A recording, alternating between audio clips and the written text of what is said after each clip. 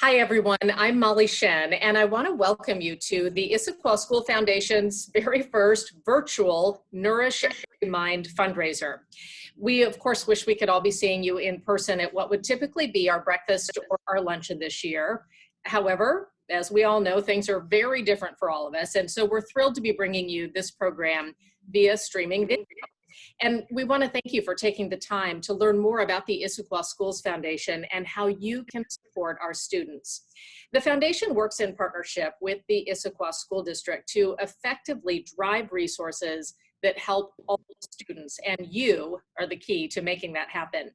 If you are new to Nourish Every Mind, this is, of course, a hugely different format to our normal spring fundraiser. Nonetheless, you still have the opportunity to learn how the foundation supports more than 21,000 school districts in the 24 schools of the Issaquah School District. If you have attended in the past, well, thank you for joining us for this online format. We hope that you can join us for just 15 minutes. That's all we're asking for. 15 minutes of your time each day this week at 12 noon to hear some incredible stories from students and teachers and community leaders, all sharing the impact of your donor dollars. I enjoy hosting this event as I am a longtime supporter of the foundation. My daughter graduated from Liberty High School a couple years ago, and my son is a sophomore there right now this year. So like many of you, I am a parent in this district, and I see the impact that the foundation provides for our kids. I believe it's important to provide opportunities for our students, and I know the foundation works to make sure all students have what they need to succeed. I've been involved with this event for 7 years now, and I am just delighted to be able to share this program with you in this new way. So here's what we have in store for you this week. The foundation's executive is here with us today to share how the foundation has focused their work to adapt to this new learning environment that we're all trying to adapt to, and what we can expect when students do return to school. Teachers and students will also be here to share the impact the Issaquah Schools Foundation has made in their lives and educational experiences. And Superintendent Thiele will be here to talk about the importance of the Issaquah Schools Foundation and our community. So you'll just want to set minutes aside each day during lunch and tune in with us here. So without further ado, let's get started with the part of the program for today. I would like to introduce you to the Issaquah School Foundation's Executive Director, Cornell Atwater. Cornell is here with me. Hi, Molly. It's good to see you, and thanks for having me. I'm absolutely thrilled to be able to share a little bit more about the Issaquah Schools Foundation. Well, it is wonderful to be able to talk to you this way. This global health crisis has obviously made it such an interesting couple of months as it's closed up businesses and the schools, of course, and just changed everyone's everyday life. So we know that schools are closed now through the end of this school year. What impact does that have on the foundation? You know, firstly, I'd like to just address and say thanks to our first responders, the healthcare professionals, and all those individuals who have really been on the front lines to keep us safe. I would be remiss if I didn't thank the Issaquah School District, their teachers, their educators, the administrators, and staff for the hard work that they've had to do to make a pivot to adapt to delivering education in a different way. The COVID-19 situation has definitely made an impact on our everyday lives. As a nonprofit, the foundation has had to think innovatively and had to be as responsive and agile in meeting the urgent needs of our students and our families right now, as well as planning for when they do return to the classrooms in the fall. When the schools had closed, gosh, it seems like it's a couple months ago now, the schools had closed, our first concern was food and nutrition support. Obviously, those students that normally would have been able to get food, meals, snacks throughout the day, well, that was no longer available to our students.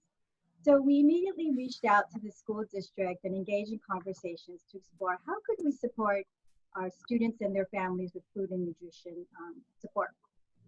We also reached out to our partners, the Issaquah Food and Clothing Bank, to look at what they were doing with their distribution model. So in collaboration between the district and the food bank, we were able to help fund Lunch for the Break, and that was hugely successful. And we continue to look for ways to support student needs throughout the lunch break and beyond into the summer.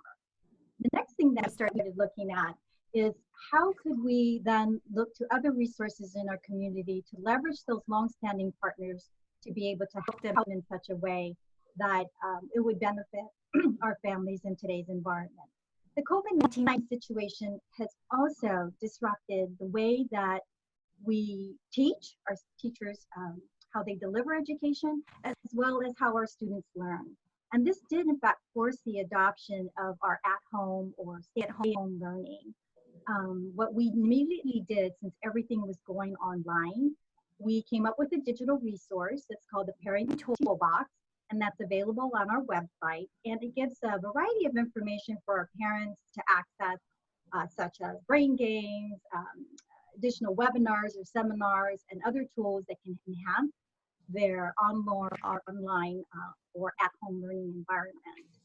The other thing that we look to is those families that English was a second language. Our Culture Bridges team really stepped up to help translate COVID-19 health and safety information, as well as critical district information into 7 different languages. So we continue to seek ways that we could help to support our community. We've been supporting them for the last 33 years, and we hope that we will continue to do so now and then for the immediate future and beyond. That is such amazing work, and I think that toolbox, I'm sure, has been greatly appreciated. All parents, I'm sure, have some new level of appreciation for teachers as they try to help guide their students through the at-home learning. And it's times like this just remind us of just how interconnected we all are in building these important partnerships and just being part of a community. I wanted to ask you about, just kind of starting with some basics, talk a bit about what guides the investments that the foundation makes. Absolutely. You know, the investment that the foundation makes comes in a wide variety of programs that span our 21,000 students and our 24 schools. We like to think of the whole child, and as such, we have 3 pillars that affect or guide us as principles for our investments. The first is building academic foundations. The second is providing limitless opportunities. And then the third is what we can do to launch our students successfully into the future. And I'll talk about all 3 of those. Building academic foundations take the form of our back to school program, which is Tools for Schools. And we provide over 1,000 backpacks to our students and school supplies so that they are ready for when school begins each fall. Another in-program investment would be our after-school assistant program that is for our elementary schools. And at a high school level, we have our after-school homework clubs. And at the middle school, we provide support for our open libraries so that our middle schoolers can get the help that they need. In addition to that, we continue to provide food and nutrition support throughout the year so that our students never go hungry, or we continue to fight that battle against hunger. So in addition to that, we continue to look at what we can do to support our second pillar, and that would be providing limitless opportunities. And in providing limitless opportunities, those are those enrichment programs that make students' experience come alive. They would be things like STEM club or robotics, or perhaps if it's dedicated fine arts, we support orchestra and band and choir, as well as the visual and performing arts. In addition to that, one of the hallmarks for the foundation has been our teacher grants. This has been hugely successful in inspiring the teachers to look for innovative ways to then support our students and give them a more enriched educational experience in the classroom and outside of the classroom. You know, we continue to look for ways that we can support our students and our investments. Again, we are there for our students and our community, and we're very committed to looking into other ways that we can do that efficiently and effectively. And so what program investments do you intend to make looking into next fall, and will some adjustments be made?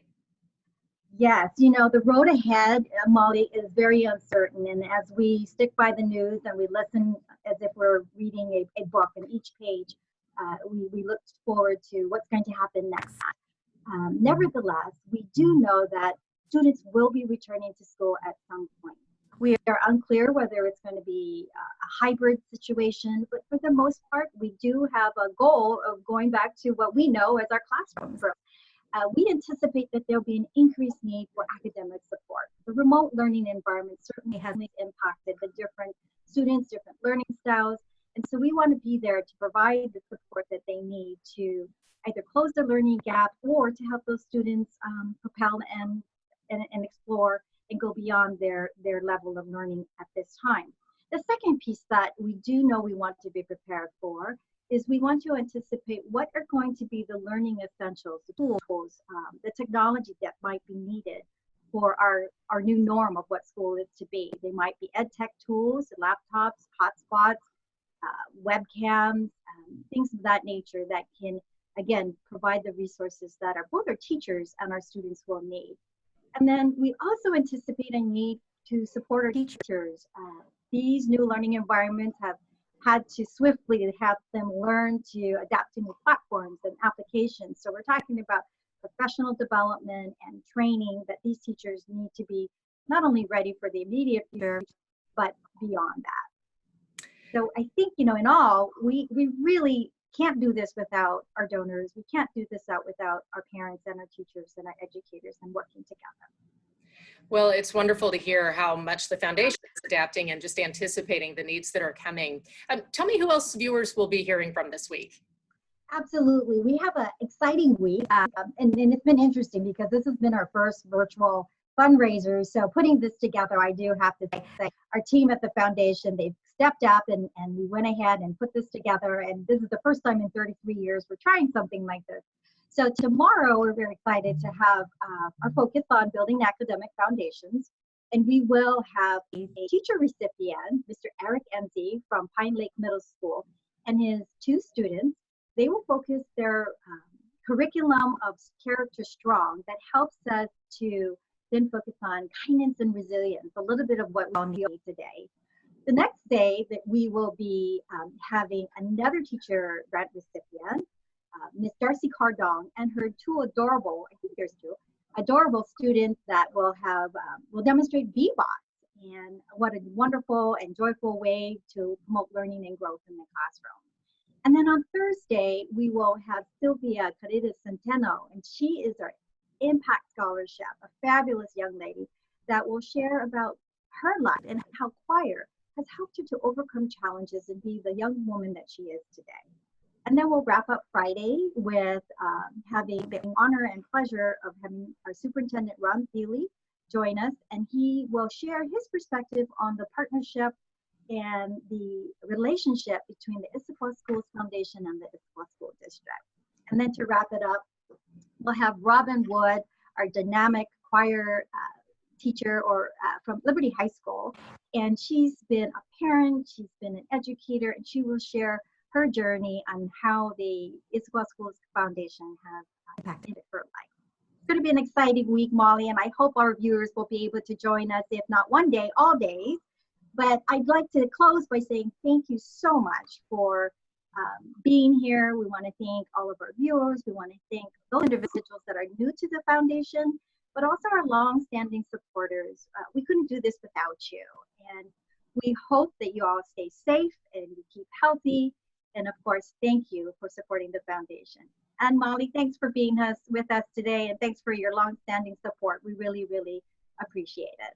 Oh, well, that's nice of you, Cornell. I'm delighted to be here and always happy to support the incredible work that you do. Thank you. It's been so great to hear about this remarkable work that the foundation is doing right now in these very strange times, and to hear and learn more about what your focus is right now and going into the future. So it is your donor dollars that are what open the door to opportunities. The stories that you'll be hearing this week are about some of the programs that just would not be possible without the Issaquah School Foundation. So thank you to everyone who is joining us today and for giving generously to our students. Be sure to join us tomorrow. Janelle Tamaela will be your host, and you'll be hearing from Pine Lake Middle School teacher Eric Enzi and a couple of his students as they talk about their social and emotional learning curriculum, Character Strong, which is funded by the foundation. We know that you're inspired by all of the speakers this week. In the meantime, please act now and donate today. You can make a difference right now.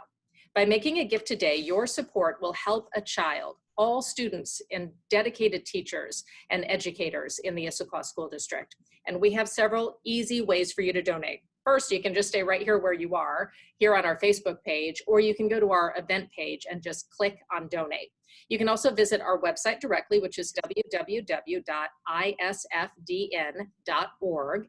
You can text Nourish 2020, that's just all one word, Nourish 2020 to 91999. And you can always just mail in a gift or just give us a call. We also welcome your feedback here. If you have any comments or questions, we hope that you will email us or just give us a call. We are always happy to help. Thank you, everyone, and I hope to see you back here at this time tomorrow.